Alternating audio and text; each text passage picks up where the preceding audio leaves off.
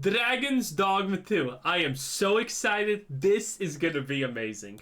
I thought it would be a simple side quest. The owner of an apothecary enlisted my help to find his lost grandson who had been taken by wolves. As I Oh, he dead. followed the trail, I heard a screeching noise from up above. Do you think the wolves are gonna keep him hostage or something? Of course, no. They're literally just gonna eat him. Are we ignoring the enemy? That's a big boy. All of a sudden, I'm in a battle for my life against a griffin. It's a monster that's far too strong for my party to handle, but we fight and claw and hold our ground until finally we get it to retreat. I breathe a sigh of relief, then set up at the nearby camp and sleep till nightfall. That sleep is then interrupted by the same griffin back for revenge. Nice. That fight somehow boils over. Ooh, look at that though. That looked really good. Look at that. Man, those griffin eyes. That's looking good. That fight somehow boils over into another battle with a white, who proceeds to beat me within an inch of my life before I finally take him out, just as the sun rises after an epic 20-minute battle. Wow. I'm not sure what.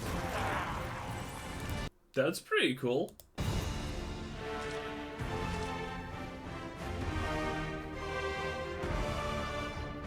Nice.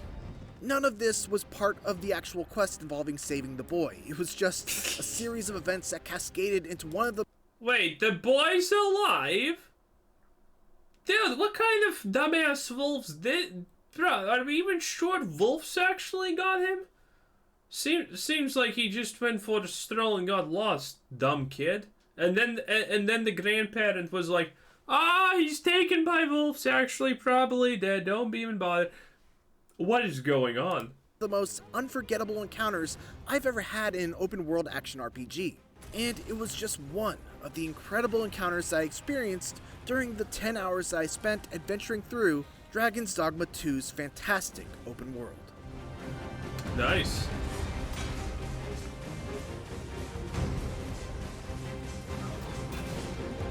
While I didn't get to start from the very beginning, I did get to begin with the creation of my own pawn. Pawns, Everyone who creates a furry, they cannot be friends. for those unfamiliar with the first Dragon's Dogma, are AI-controlled companions that gain gear, skills, and experience from your game, and then take all of that with them online where they can be hired by other players to be companions in their own games.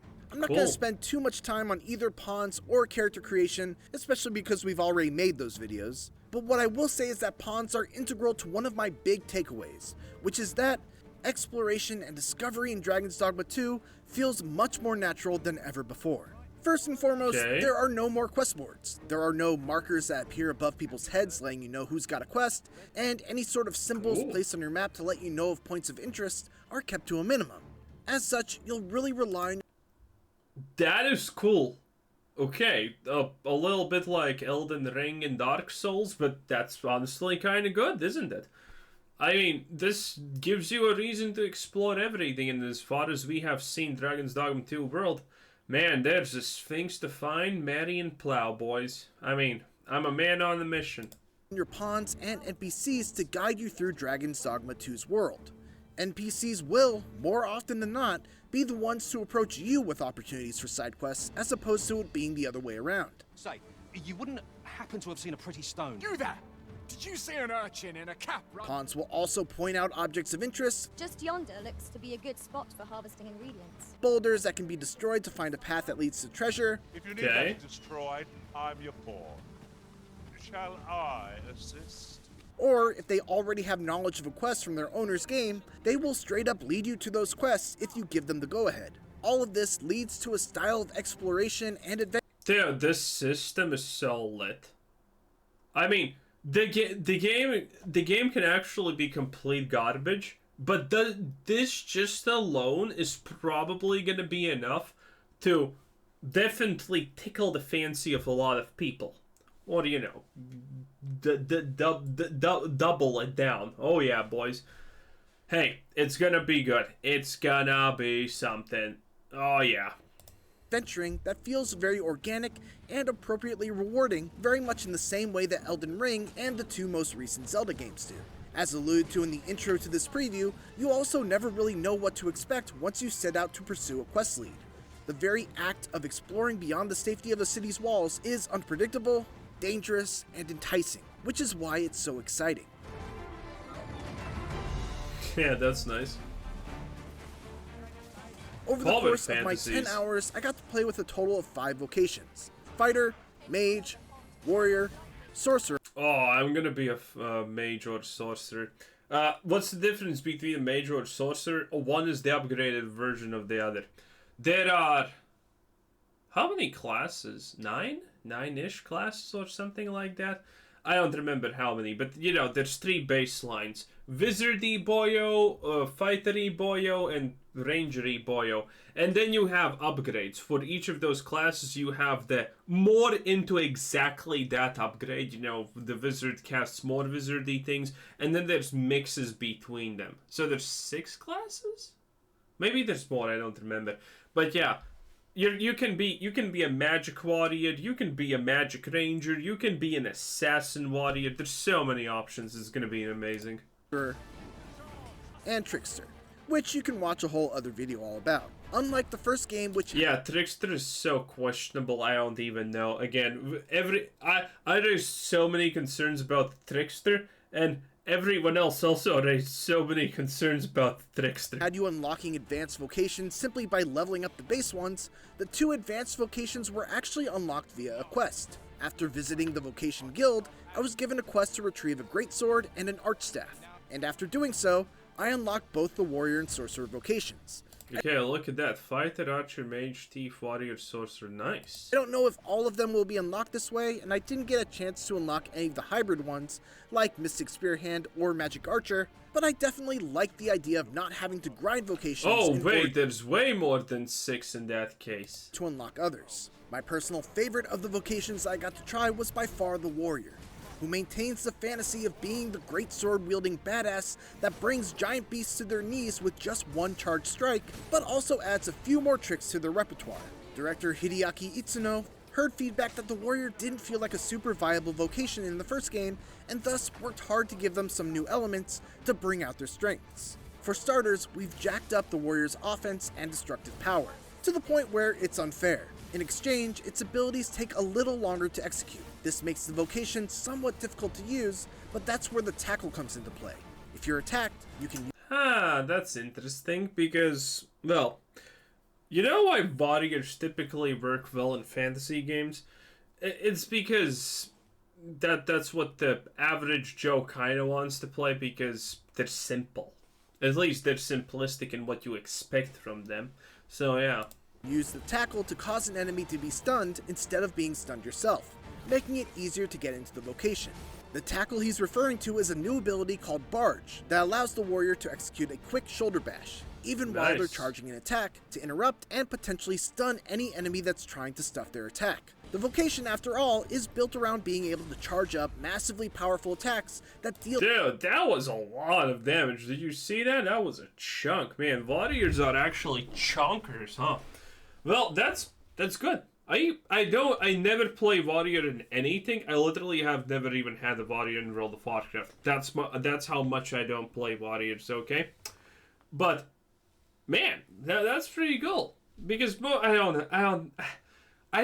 you know why I don't play warrior? It's not because I don't like the class. It's just because, I don't know, it kind of never hits my fantasy of what I think a warrior should be. But this kind of super chunk, kind of cool. Deal humongous damage, so this small change goes a long way in making it a little easier to get those big shots off. My favorite new addition for the warrior, though, is a passive skill that allows you to swing regular attacks much more quickly if you're able to precisely time your next button press with when the attack actually lands. This gives a nice rhythm to the warrior's combat and allows a skilled player to compensate for the typical weakness of having a very slow attack, while still making those very slow and powerful attacks still feel like they have their own place in the warrior's skill set. Also, if you're like me and enjoy the feeling of leaping off cliffs and slamming your weapon down on a monster's head, this is the vocation for you. That sword looks so cool, though. I Damn, unfortunately boy. didn't get deep enough into the sorcerer vocation to see any of the really big, crazy spells that they're so beloved for, but when I The source. I don't know. I want to be an assassin. Typically, that's what I choose. But man, the sorcerers are gonna have such big, cool things that they can cast here. It's gonna be amazing. really enjoyed about the sorcerer was the addition of a unique skill called Galvanize. This allows you to go into a stance that recovers your stamina extremely quickly, which is especially useful for the sorcerer due to the fact that their spells take so long to cast. To shorten those spells, you need to use a skill called Quick Spell, which allows you to spend stamina to reduce a spell's cast time. All of this leads to a careful balance of preparing to cast a powerful spell, using Quick Spell to shorten its cast time, and then making note of whether you have enough stamina to cast another spell, or whether you have to break away and use Galvanize to get your stamina back up. It's a fun dance that made the Nice. sorcerer feel a lot more active than in the past. Dragon's Dogma 2's open world is enormous, reported to be roughly 4 times the size of the already huge map in the first game. And I don't doubt that claim in my experience of checking out the map and wandering through just a small portion of it. It's big, but it's also dense, with exciting encounters both on and off the beaten path that were paced nicely so I wasn't constantly slowed down by back-to-back battles, but I also never went too long without having something to engage with. Wow, One you thing see? that was important to Eat Snow and the team at Capcom was making sure that the players really felt the distance that they were traveling as they explored. To that end, fast travel is very limited like in the first game. You can only That's good. Fast travel. You know why people want fast travel in games? Because the games are bad, okay? If the game is good, people typically don't want to use fast travel, okay? Now, there are obviously situations where people do want to use fast travel and whatnot, but, you know, for example, Fallout. In Fallout, you do want to use fast travel when you just want to go between already used up locations because there's nothing new, probably. But in general, you kind of don't want to use fast travel that much, right? You do use it, but not that much. And all games that have good design worlds don't use fast travel that much. That's why Starfield's shit. Because, well, the game is literally based around you fast traveling. You have 15 ways to get into the fast travel menu. That's crazy. travel between discovered port crystals, and every time you do, you must expend a fairy stone, which are highly valuable items that don't come cheap and aren't easily found. Shall we make use of it? Another option you have for getting around is using an ox cart, which is relatively cheap, but they are limited in the fact that you can't choose where you travel. The main one that I found only went from the capital city of Vernworth to the checkpoint town, which was far to the west. You also have to consider that ox carts are not a completely safe way to travel, as they often will be ambushed by all manners of beasts. Of course, you can just hoof it on foot, which is where you'll truly feel the weight of that distance, especially due to the new health restoration mechanic known as the loss gauge. In the first game, you'd be able to heal your entire life bar by using health restorative items, and recoverable gray health with spells. In Dragon's Dogma 2, however, every hit diminishes a portion of your max health, and the only ways to restore it are either by finding a campfire to rest at, or returning to an inn and resting for the night. Fortunately, if you rest at a Dude, that's pretty good because that actually adds a lot of a huge feeling of dangerousness to the game, I think. And I'd imagine you don't have a lot of health and you're like, no, okay, anything I fight now is probably just gonna end me. So, better huff it. That's pretty good. That's pretty good. It creates this actual adventurous-y type of vibe, probably. You know, that you set up, you prepare, you go out, you do the thing, then you kind of try to get back. That's a decent way to do things. Well, not decent, I actually kind of like the idea a lot. Also, that's a good piece of meat right there. campfire, you can also cook some meat and get some much needed buffs, in addition to restoring all of your life. But there's a risk involved with resting at a campfire as well. The flames may attract monsters to your campsite, and as I mentioned at the beginning of this preview, you could actually wake up to an angry griffin coming back to finish what it started. What it all comes down to is this. Mama didn't raise no quitter, Griffin. Virtually every action in Dragon's Dogma 2 has some combination of a cost and a risk tied to it. Fairy stones are risk-free travel, but they come at a very steep price. Ox carts are a low-cost but moderately risky method of travel, and traveling on foot is free, but extremely risky. Then you must also consider whether it's worth it to press on in Okay, the one thing I didn't like about Dragon's Dogma, this game in particular, it actually looks good. But there is one thing I actually really dislike about it. It's the world building. The world building's absolute donkey water garbage. Okay? The world building needs to be, and by the way, I'm not saying this because of oxcart travel, but I kind of actually am, because this is exactly what put my mind in that space. So, you need to understand, in a world where you can literally be attacked by a griffin at some point, or, you know, something as giant as whatever this is, dude, cities are not gonna have, like, this tall of a wall. If a person is this large and a wall is that, no, they're having this large walls. Everything is a fortress city. There's no such thing as an ox cart going out when this is the world. Now, admittedly, this is not the biggest issue. If the game is good, everyone will overlook this. But in general, this is something that we subconsciously notice things that we don't even notice that we notice. But our subconscious tells us is something good, something bad, or whatnot. And seeing a world like this, filled with absolutely ginormous enemies, and then you have a, you know, ox cart like this going out, and there's like one old dude who's not even Gandalf just riding in it. Yeah, that would never happen. In a world like this, this would never happen. No one would be dumb enough to just commit suicide like that. It is what it is, boys. Risky method of travel, and traveling on foot is free, but extremely risky. Then you must also consider whether it's worth it to press on in a questline with low max health, or backtrack to a town to resupply, whether you should avoid fighting the giant tanky ogre, or risk it all on trying to bring it down for both the experience and rare material reward, whether you should keep on the less dangerous beaten path, or take a detour into the unknown. In the 10 hours that I played, these were very compelling decisions to have to make. But the real test will be whether those decisions remain compelling or turn exhausting in hour 20 or 30 when the map has expanded The hell was that? dramatically and you still have quests remaining to complete in a town that you're super far away from. Hypotheticals aside though, I loved just about every moment that I spent playing Dragon's Dogma 2 during this preview window.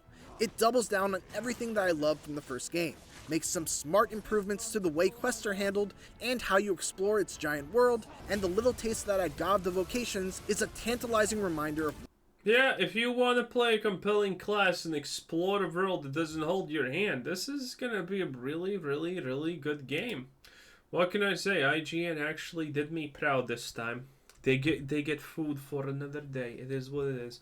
Anyway, this was Quizzer saying thanks for watching. Subscribe if you haven't already, and have a nice day. Bye bye.